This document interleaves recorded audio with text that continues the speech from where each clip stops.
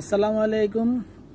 আমি বিএনপি ও জামায়াত সকল যেসব শ্রেণীর নেতাগণ আছে সবাই বাংলাদেশ সেনাবাহিনী প্রধানের সাথে একটা চুক্তির মাধ্যমে সমঝোতা হোক, এটাই আমি চাই।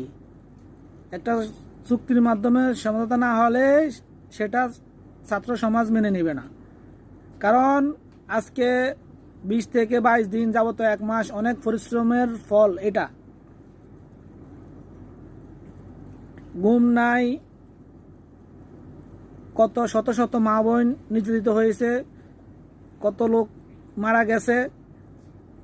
তাদের রূহ মাগফিরাত কামনা করি, সবার জন্য দোয়া করি, যারা হসপিটাল আছে তাদের জন্য দোয়া করি, এবং এই শান্তির জন্য একটা সূত্রপত্র হোক, এটাই আমরা চাই, এটাই আমাদের কামনা। আমাদের প্রবাসীদের